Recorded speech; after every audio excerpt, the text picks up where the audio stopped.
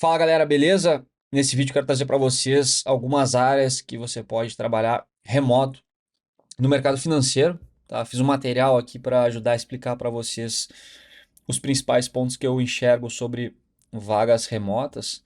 Importante fazer um disclaimer aqui é o seguinte, tá? Mas o pessoal às vezes gosta de trabalhar remoto. Eu acho também que tem alguns benefícios de dia a dia mais otimizado, não precisa deslocar, você pode economizar dinheiro com alimentação, esse tipo de coisa, tá? Ou não perder tempo com algumas coisas.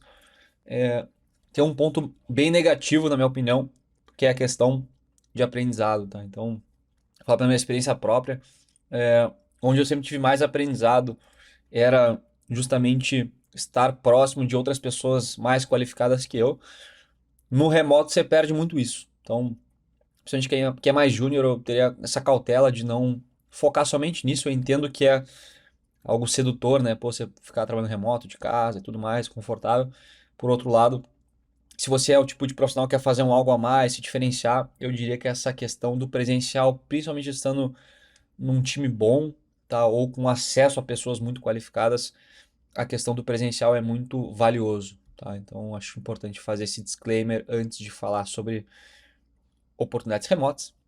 Mas dito isso, três vagas quero falar para vocês aqui hoje, tá? Primeira vaga, a vaga de crédito em corporate banking. Talvez é a principal vaga que eu vejo aí em termos de oportunidade e uma vaga muito boa, na minha opinião, tá? Um pouco viesado talvez porque eu trabalhei com isso, mas de qualquer forma, mesmo tirando esse viés, olhando friamente para essa posição, acho que é uma boa oportunidade, tá? Porque assim, o que é basicamente essa vaga? Corporate Bank é a área do banco que atende empresas, certo? E aí você tem a área de crédito sendo responsável por analisar o risco de repagamento de um empréstimo que o banco faz para o seu cliente, que é uma empresa. Tá? Então, o dia a dia de um profissional de crédito basicamente envolve saber analisar demonstrativos, interagir com a área comercial, analisando uma operação nova, um limite de crédito novo, ou uma renovação de limite, renovação de operação. Você visitar um cliente para entender a estrutura dele, a operação dele, a estratégia dele, se faz sentido ou não fazer uma operação assim, assado, mais, menos garantia, valor maior, menor. Então, tem outros conteúdos que abordam um pouco mais essa posição. A ideia não é destrinchar tudo sobre a área, mas, enfim, apenas dar um overview. Se quiser aprofundar mais, tem conteúdo meu sobre isso. Mas, de qualquer forma, é uma posição que eu acho que é interessante focar pela questão de que tem muita oferta de vaga, traz um aprendizado interessante. Grana não é ruim, potencial de network interessante. Você estando dentro de uma instituição como um bancão, interagindo com diversas outras áreas, a própria área dentro de corporate banking, com os clientes. Isso é algo bastante interessante, na minha opinião. Você carimba essa experiência no seu currículo, eu acho algo bem legal a ser considerado. E sim, existe essa oportunidade de você trabalhar, seja remoto, seja num regime híbrido, costuma ser bastante comum para essa posição.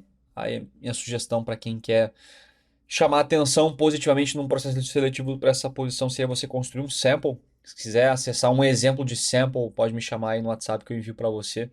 Esse seria um case de Raia Drogazil, tá? O que é o sample para quem não conhece? Basicamente é um documento que você vai colocar no currículo lá para demonstrar que você detém um conhecimento que ajuda na prática para atuar em determinada posição, tá? Você tem que demonstrar que tem um ferramental técnico exigido para atuar nessa posição. Segunda vaga, boutique de M&A. Tá? Essa também é uma posição que aparece em algumas alternativas. O que é você atuar numa boutique de M&A? Basicamente você assessorar empresas em uma operação de fusão, aquisição. A maioria dos deals que você vai estar olhando vai ser a venda de uma empresa. Tá? Então, como é que é o dia a dia? Basicamente envolve você também analisar demonstrativos financeiros das empresas, interagir com potenciais investidores, fazer reunião com a empresa enfim, que vai ser vendida com os investidores, fazer um teaser, fazer um memorando. Então, vai envolver muito essa questão analítica de construção de material e interação com potenciais investidores e também pessoal que, enfim, empresa que vai ser vendida e tal. Então, tem também mais conteúdo meu sobre isso, quem quiser aprofundar mais nessa posição. E aqui vale a pena você fazer um sample da mesma forma que em crédito você faria uma análise de uma tese. Lá em crédito você vai olhar mais para analisar risco de repagamento, aqui você vai olhar mais para valuation, tá? E de repente, como é que, sei lá, olhando um deal lá, como é que é feito, se é uma aquisição horizontal, vertical, se é uma aquisição com caixa ou ações, então potenciais sinergias, Esse tipo de coisa que é interessante você demonstrar aí nesse trabalho, tá?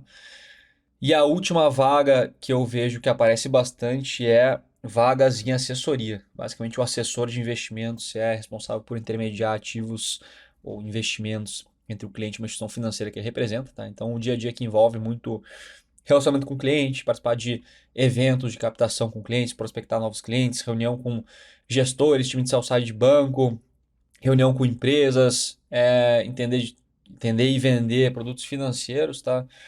Qual que é a principal ressalva que eu falo aqui sempre de assessoria é ter cautela com essa área, porque assim, é uma área que é naturalmente mais comercial e ela é uma área que tem baixíssimas barreiras de entrada, o que faz com que praticamente qualquer um consiga ingressar, mas é uma área muito competitiva, mas muito mesmo, tá? Então, se você não tem uma base de clientes aqui, você vai basicamente pagar para trabalhar em uma área onde o dia a dia é muito operacional barra comercial, o que traz pouco desenvolvimento técnico, o que diferencia pouco você versus a concorrência se você fizer somente o que a área exige de você, o que consequentemente traz muita pouca porta de saída natural, tá? Então, eu recomendo bastante cautela nessa posição.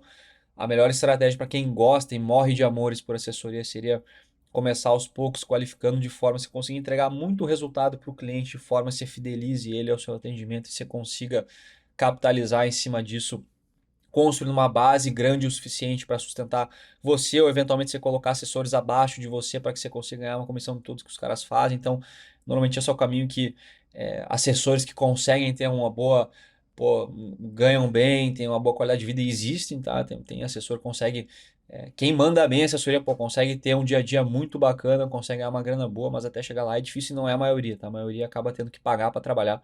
Então, eu recomendo cautela na hora de olhar para essa posição. Normalmente eu não recomendo como uma primeira oportunidade, uma primeira experiência. Eu acho que é mais fácil o cara ter sucesso e resultado em assessoria, falando que assessoria é independente, né?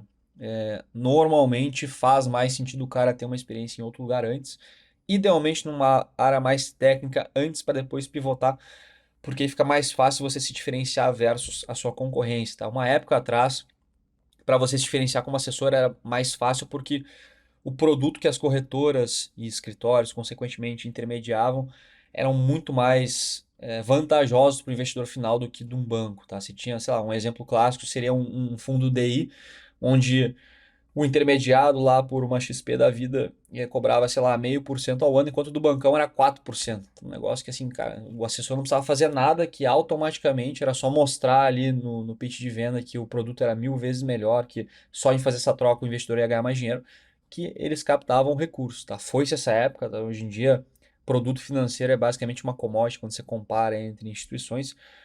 Onde mora o diferencial para você fazer o cara operar com você é a questão do atendimento. Então, por isso que é importante ter esse conhecimento. Aí eu bato na tecla da questão de, no caso, fazer um sample aqui para assessoria, um sample crédito, olhar para risco de pagamento de dívida, M&A, olhar um deal de M&A, e para assessoria seria você demonstrar que sabe construir um portfólio de acordo com um investidor aí específico, tá? Então, também tem conteúdo meu abordando sobre isso, tá? Então, a ideia desse vídeo era passar aqui essas três oportunidades que eu vejo de forma mais recorrente para quem quer atuar de maneira remota aí no mercado financeiro. Só acho importante desenhar bem uma estratégia antes de querer aplicar para esse tipo de vaga para estar competitivo e conseguir ser contratado. Quem quiser, inclusive, acessar esse material aqui ou os exemplos de sample para você utilizar em cada uma das áreas, manda mensagem para mim, tá na descrição do vídeo, primeiro comentário. Você pode me chamar pelo WhatsApp, eu mando para você. Beleza, pessoal?